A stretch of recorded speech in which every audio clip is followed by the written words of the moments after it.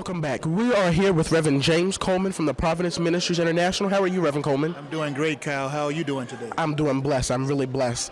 Now, what would you like to say about Martin Luther King Jr. or what he did to society? Martin Luther King Jr., as we know, was born January the 15th, 1929, and his life ended on April the 4th, 1968. That's 39 years. 40 years from 1968, 2008, in Memphis, many of us were there to commemorate his death. Clearly, at that point, we could see that his life was a fleeting moment.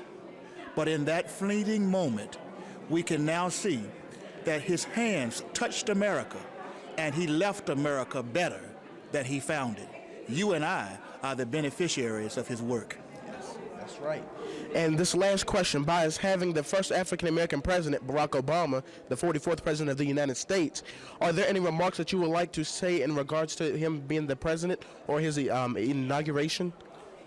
Dr. Rivas today gave a tremendous presentation about the philosophy of Martin King, who made it possible for Barack Obama to be able to experience the inauguration as the first African-American president. I was there in Washington to be a part of that situation. And he has been given a gift of God to be able to express the needs of the inarticulate in such a way that a new birth of freedom is here. That's right, and I really do believe that if it hadn't been for Martin Luther King Jr., that Barack Obama, it probably wouldn't have even been on his mind to become the president. But I really do believe that with the help of Martin Luther King Jr., that we are where we are today at this very moment. And the truth of the matter is, now, Cal, it's your turn, and so many others' turn, to take that torch and allow America to look even more like the dream that King talked about. Because the truth is that President Obama needs your help and my help and everyone's help to make what it is that America needs to become. We are the healing agents of transformation. That's right. Well, amen. I really appreciate you, Reverend Coleman, and I hope you have a blessed day. Foster, she is the mayor of Lynchburg City, right here in Lynchburg, Virginia. How are you, Mayor Foster? I am so well. Thank you. Thank you. Now, what would you like to say about Martin Luther King Jr. or what he did to society and the contributions that he made? Well, first of all, his contributions, I mean, you could spend the rest of today talking about his contributions, and we just heard a wonderful message by Dr. Reeves here about how that was a pretty calculated piece. You know, I just thought he just showed up one day and did what he did. But he did wonderful research, and he was influenced by leaders that have gone down in history books for their peaceful resistance and their governmental approach. Right. So that is so commendable in what he did. And I know that I was a young teenager when he did his speech in Washington, D.C., and I didn't get there that day. I lived nearby in Alexandria, Virginia, and that was sort of an unusual thing to have requested to my parents that day. Well, I want to go over there. I want to be part of, because I just sensed it would be a part of history. Right. And that speech, that day, I firmly believe, changed the course of history for racism. It sure did. In our country. And I'll regret till the day I die probably that I didn't get over there that day, because I know the traffic was terrible, and even way back in the 60s they were talking about you couldn't get in D.C. that day. Right. So when our President Obama was inaugurated on Tuesday, I had a lot of flashbacks to that day and to seeing that monument and to seeing that sea of people.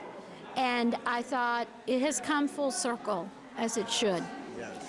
It took a while to get there. Right. And we all played our part, and I think that I reflected on my own life that day. Right. And what I had done as a young teenage girl to now to a middle-aged lady, my part and my role in that. And, you know, I know down through the years that I have done things, and I wish I'd done more. I think I came to the conclusion I really wish that I had done more. And the day of service for Dr. King's birthday, I was led to challenge this audience this morning. Well, let's do something next year. We didn't do anything in Lynchburg, just to set aside that day as a day of service. And our President Obama, he really did emulate that. On the Monday before the biggest day of his life, right, he went out and served others. Yes. Thought, what a wonderful example for us. Right. And that we have now a whole year to plan that. Right. So I hope, and I did get some folks who said, we will volunteer for that. That's good. If it's just to read to a child, Yes. next, January of 2010, then that's what we'll do in Lynchburg. But I'm sure there are lots of other service projects. So that's what I even led to do. And Dr. King is still influencing my life, even though he's gone. Yeah. But his message and his words still echo through my mind, as it does through, I think, many minds that were here this morning. Right. They were words that never go away. Right. And that are etched forever in people's minds and in history. So that is what Dr. King meant to me. He was a life changer for me. Yeah, he was, and you know what? He still is. And I like the fact that you were talking about making a commitment, and even if it just takes one or two people, that one or two people can make a huge, humongous difference, as to what's going on in today's society. Absolutely. I know it's an old adage that one person can make a difference, but it's so true, because that one person's life impacts another life, who will then impact another and another. It's almost like paying it forward. I don't know if you know that philosophy, but that is a pay forward. If you do a good deed for someone, and they'll say, oh, I want to pay you back for that. No. Just pay it forward to another person. Yes. And that person, that should be the only request that you give them. Just do that good deed to maybe two other people. And think how that would spread throughout our world. Yes. And I hope one day we'll get there. Yes. And we will. We will. That's yes, my we will. dream. Yep. That's the mayor's dream this morning. That's the mayor's dream. And right before we go, are there any more remarks that you would like to say as towards Barack Obama being the 44th president of the United States? It was a happy day. Happy day. And it was a happy day when I looked out at that sea of humanity for African American people, for Caucasian people, for Asian people. It was a great day.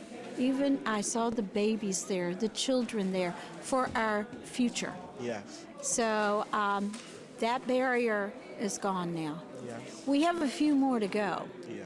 But we'll get there. And it was hope, and it was a promise that barriers can come down. Yes. And that's what I saw. Amen. Well, I really appreciate your time, Mayor Foster, and I just hope you have a blessed day, and I really appreciate the interview. Well, you are so welcome. You're easy to give an interview to. Thank you so much for your interest. You're welcome. Thank you. We are here with Reverend Brenda Morton. She is the Associate Pastor at Mount Moriah Baptist Church. How are you this morning? I'm fine, and you? I'm blessed. What would you like to say about Martin Luther King Jr. or what he did for society?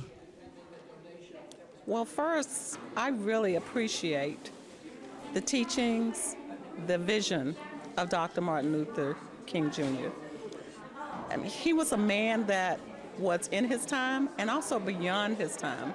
If you think about a vision that has transcended many decades and has, even in this year of 2009, just been vibrant. And this year, I do believe that we are realizing the dream. We are a part of the dream. And part of what he has stood for has come alive. And I appreciate him sacrificing himself for us. You know, not just my culture, not just African Americans, but many cultures. So a man of such substance with a dream and a hope. And now I do believe that hope is alive. It is dream alive. alive. It is alive. And our last question, President Barack Obama is now the 44th President of the United States. He has just got sworn in this past Tuesday on for the inauguration. Is there any remarks that you would like to say as according to this? 3 words, yes, we can. What a vision, what a dream. You know, and I looked at him. His presence is just huge, it's large. And I also believe that he's a man of vision. And my thoughts to connect the two people is he has been able to step in those shoes and help propel the dream that Dr. King has. Yes. And his slogan of yes, we can is so alive, and it's a mantra that all of us can repeat. Yes. And it's calling a nation to action. Yes. And that is a great thing. Yes. So I really appreciate this young man coming forth and stepping in those shoes. They are large shoes. Yes, and a lot of people also think, by us being African Americans, people think, or sometimes even our own selves, we tend to think that we cannot get to a higher level as to what we are now. We cannot make it far in life, or we cannot get further. But look at what Barack Obama did. He made it to be the president of the United States, and he really made a big impact on African Americans. As you can see on TV screens, pictures in the newspaper, people were just crying because they automatically thought, well, if he can do it, then I can do it. He made a big change to society, and we really appreciate that. And you know, one of the things that really impressed me, the pundits were reviewing his speech, and you know, they dissect that in many different ways. And one of the things that stood out for me was the idea that he had very few I's in his speech. And traditionally, what they had quoted was that if you looked at any of the speeches in the past, you would see anywhere between 15 or more, or at least 3 or more. I mean, 15 or more. But if he had 3, you know, they were very surprised. And what that says to me is, yes, I'm here as a leader, as a facilitator, but we're in this together. Yes, we are. And as an African American, that's part of our legacy, my legacy, because we have always said we can. It's not about us. If it's about I, you can't. And that's living a dream that was started over 2,000 years ago with Jesus. You know, it was not about him, but it was about we. He was for all people. Right. But the thing about that he impressed upon me and left as a legacy is we need to be in this together.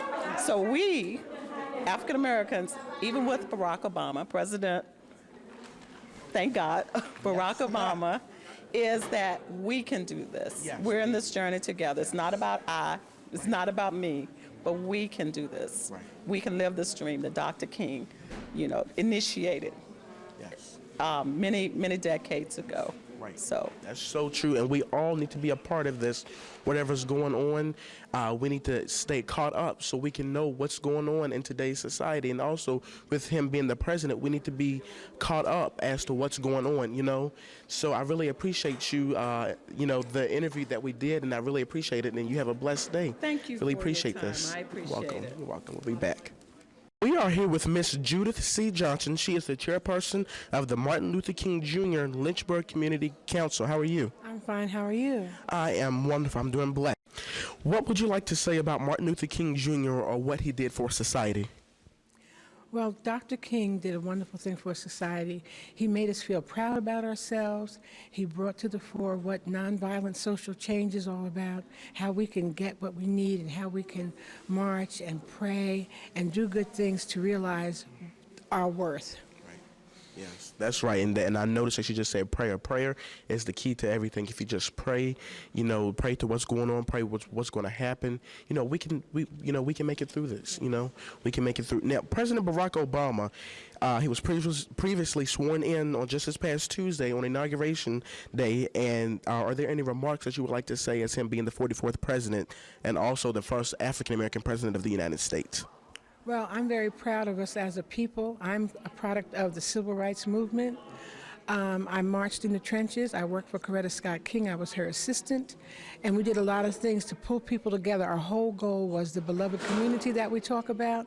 That's what Dr. King's dream was all about. I have a dream. The dream was for a beloved community. And beloved community meaning us all coming together. us relating to one another, us respecting each other, and accepting our diversities. So I am very proud of President Obama. I'm very proud that we as a people, all peoples in this country, came together enough to put him into office so we can see great change. Yes, change. Yes. That's the key word right there. Yes. Change. Yes. Yes.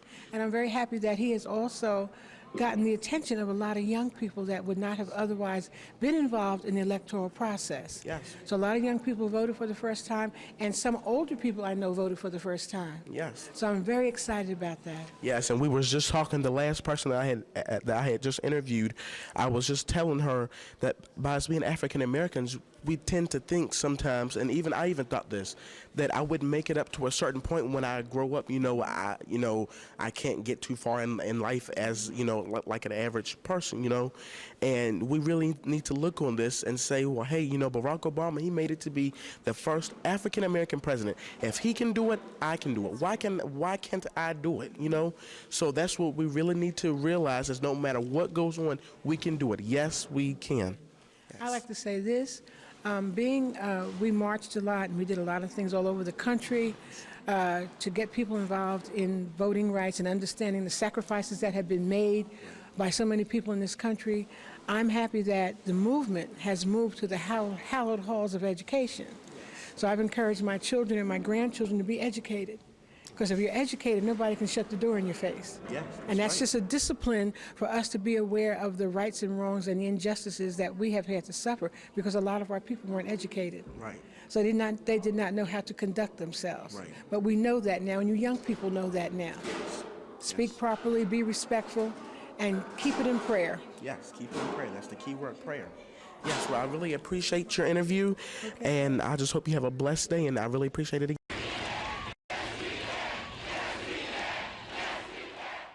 Eve of his inauguration, Obama honors the King legacy through service. I'm Soledad O'Brien. Welcome to our special coverage of the Martin Luther King holiday from MLK to today. We also want to welcome our viewers from around the world and online as well at CNN.com.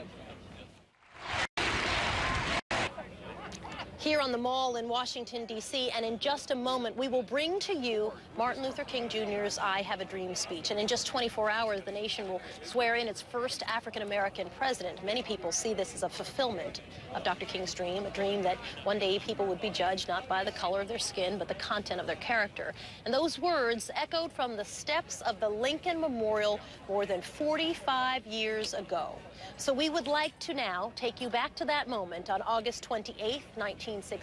It was during the March on Washington for Jobs and Freedom. So here, in its entirety, is Martin Luther King Jr.'s speech. Please listen. I am happy to join with you today in what will go down in history as the greatest demonstration for freedom in the history of our nation.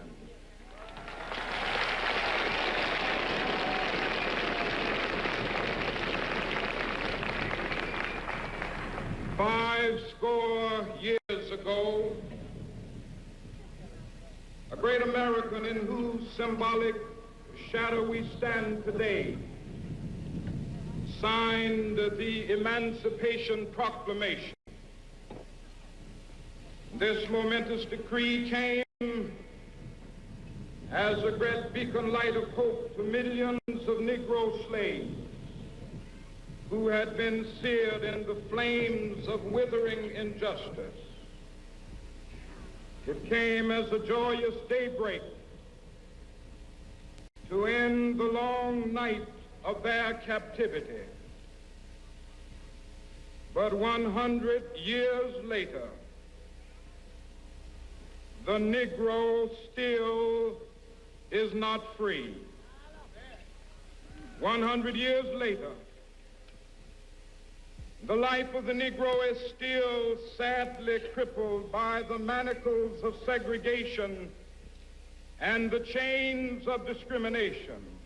100 years later, the Negro lives on a lonely island of poverty in the midst of a vast ocean of material prosperity.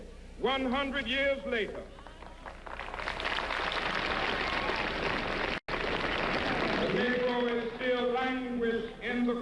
pillars of American society and finds himself in exile in his own land. And so we've come here today to dramatize a shameful condition. In a sense, we've come to our nation's capital to cash a check. When the architects of our republic wrote the magnificent words of the Constitution and the Declaration of Independence, they were signing a promissory note to which every American was to fall heir. This note was a promise that all men, yes, black men as well as white men, would be guaranteed the unalienable rights of life, liberty, and the pursuit of happiness. It is obvious today that America has defaulted on this promissory note insofar as her citizens of color are concerned. Instead of honoring this sacred obligation, America has given the Negro people a bad check, a check which has come back marked insufficient funds.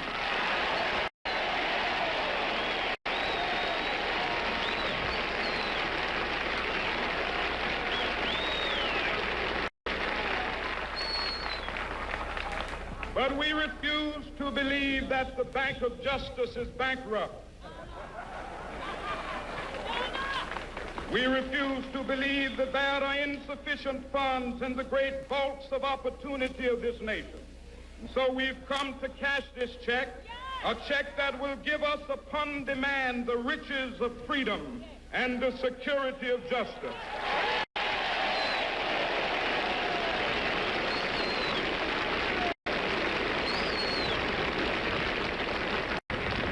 We have also come to this hallowed spot to remind America of the fierce urgency of now. This is no time to engage in the luxury of cooling off or to take the tranquilizing drug of gradualism.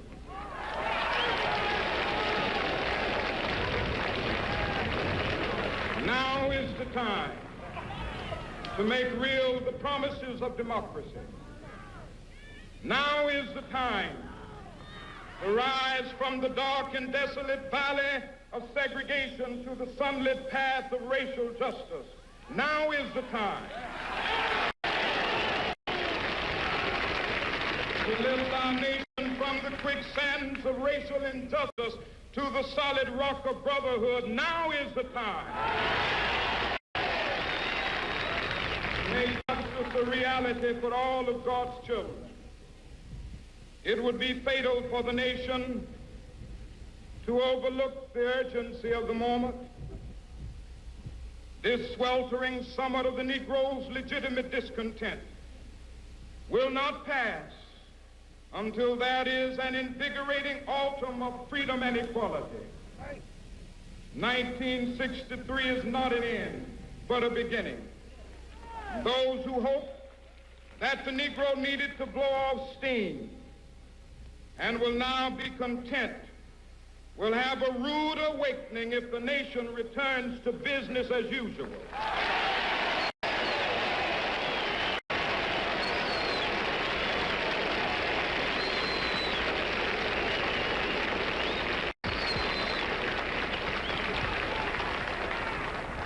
There will be neither rest nor tranquility in America until the Negro is granted his citizenship rights.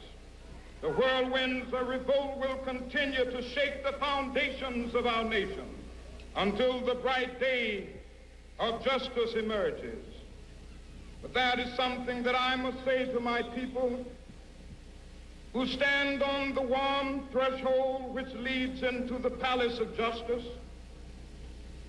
In the process of gaining our rightful place, we must not be guilty of wrongful deeds.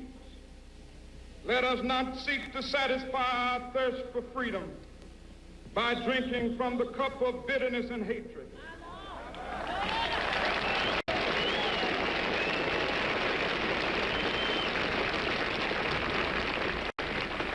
We must forever conduct our struggle on the high plane of dignity and discipline. We must not allow our creative protests to degenerate into physical violence. Again and again, we must rise to the majestic heights of meeting physical force with soul force. The marvelous new militancy which has engulfed the Negro community must not lead us to a distrust of all white people. For many of our white brothers, as evidenced by their presence here today, have come to realize that their destiny is tied up with our destiny.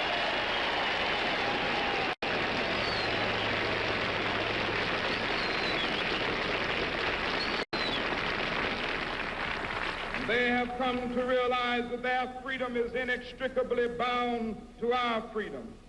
We cannot walk alone. And as we walk, we must make the pledge that we shall always march ahead. We cannot turn back. There are those who are asking the devotees of civil rights, when will you be satisfied? We can never be satisfied as long as the Negro is the victim of the unspeakable horrors of police brutality. We can never be satisfied as long as our bodies, heavy with the fatigue of travel, cannot gain lodging in the motels of the highways and the hotels of the cities.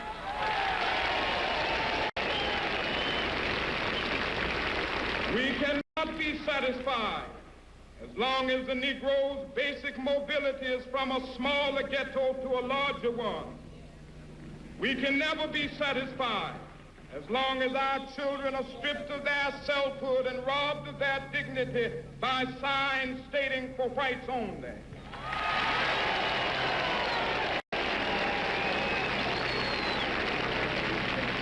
We cannot be satisfied as long as a Negro in Mississippi cannot vote and a Negro in New York believes he has nothing for which to vote.